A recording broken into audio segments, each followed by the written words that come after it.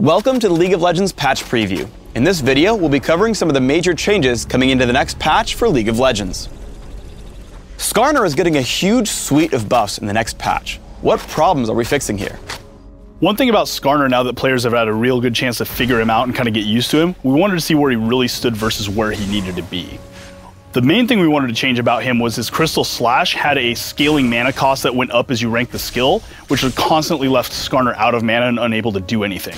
We've flattened and lowered that mana cost across all ranks to make sure that Skarner can always be using the skill that's designed to be reusable and spammable.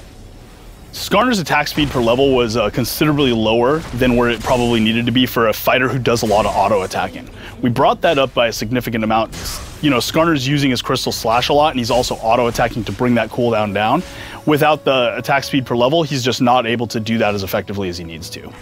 Finally, we've increased the duration of Skarner's ultimate Impale to better reflect its ultimate kind of nature. It is a hard CC, it does drag people around, but it didn't quite have that this is my big skill, this is my marquee moment feeling, and I think that's what Skarner players expect. So we've increased that by a little bit. We'll see where it stands after this, and we'll be evaluating from here.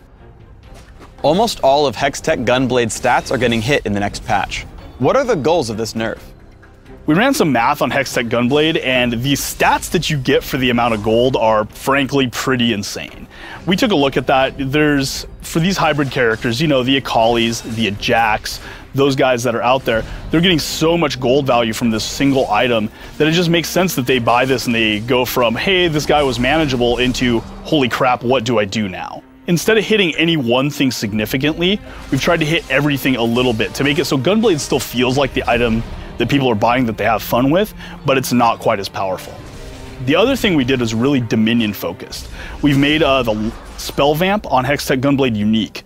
What you're seeing on Dominion in this kind of like more skirmishy, dueling kind of game that goes on there is people using the Spell Vamp with stacked Gunblades to become essentially invulnerable to one or two targets at a time. You know, we're seeing this again on Akali and Jax, also on characters like Cho'Gath and other characters you wouldn't expect to necessarily do this. That usually signifies a problem.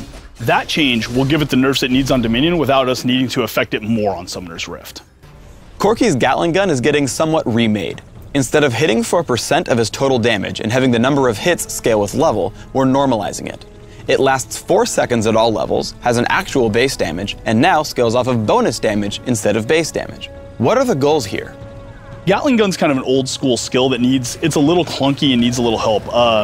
It has what we like to call a bad best case, worst case scenario, which means some cases, Corki's Gatling gun is just tearing through people, doing tons of damage, shredding armor, doing all this stuff, and other times you tap a guy with it once and it doesn't do anything. We don't like that about it. I don't think Corki players are particularly attached to that. So what we did is, instead of making the duration scale as it goes up, we made it a flat rate that's in the middle. We actually give it a base damage as well as scaling, and we've actually bumped kind of that base damage up from deriving out of his total attack damage into its own value. What this does is not only gives it a buff in the now, but also allows us to tune additional knobs and make adjustments to both of these things when balancing Corki, so that we can make sure Gatling gun stays a viable and not overpowered skill in the future. We have a number of changes coming in for Dominion, from game mechanics to personal score. What can players expect in the coming update? We do have some Dominion-specific changes. You know, a lot of people have had a chance to play Dominion, get their impressions about it. Everybody does have their favorite strategies they're starting to fall into now. While we do want to let the metagame settle, because we think players will find a lot of things to counter things they may think are too strong now, there are some adjustments we want to do in the short term that we know are problems and that we can address immediately. One new system we introduced to Dominion was the idea of personal score. The old kind of kill-death assist ratio thing wasn't a good indicator of who was doing well on Dominion and who was doing poorly. We think players really enjoy being able to measure themselves up against the other players in the game. The problem with personal score currently is that it doesn't reward all the actions that make you successful as a team in Dominion. It really does a good job of rewarding offense and kills, but it does not do a good job of rewarding minion pushing or defensive points. And those are really important actions in Dominion, as I think a lot of people have started to figure out more and more as time's gone on. So what we've done is we've increased the amount of personal score you gain from actively defending points against opponents, as well as increased the personal score gain from pushing minions. This will mean if you're that player that goes bottom and does the lane pushing and messes around with the bottom while your team fights top, instead of coming out of it with a lower score regardless of your performance, your score will start reflecting your contribution to your team. One of the changes that looks smaller on paper than it actually is the ambient XP reduction.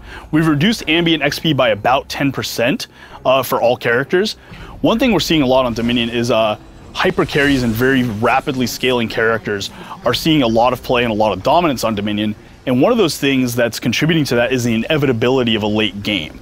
This XP nerf is going to reduce the inevitability of that into closer or longer games. So when you take a hyper carry champion, instead of being like, I know I'll get to this point and then I will dominate, you go, if the game gets to this point, I know I'll be stronger, so I'm kind of betting on a long game. This allows teams to develop strategies around these hyper carries and around that different game length.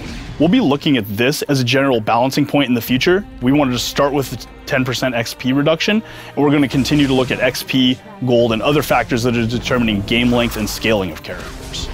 One mechanic in Dominion is that when you kill enemies, you reduce the enemy's Nexus health. This works up until the enemy's Nexus health is 125 or lower, in which kills stop counting against it.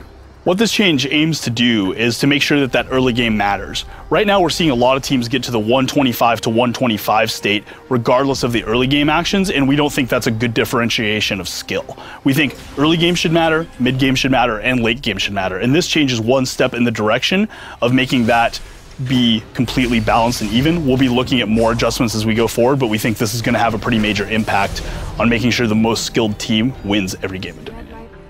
Thanks for tuning in to the League of Legends Patch Preview. Please subscribe to the Riot Games YouTube channel and don't forget to thumbs us up just below the video.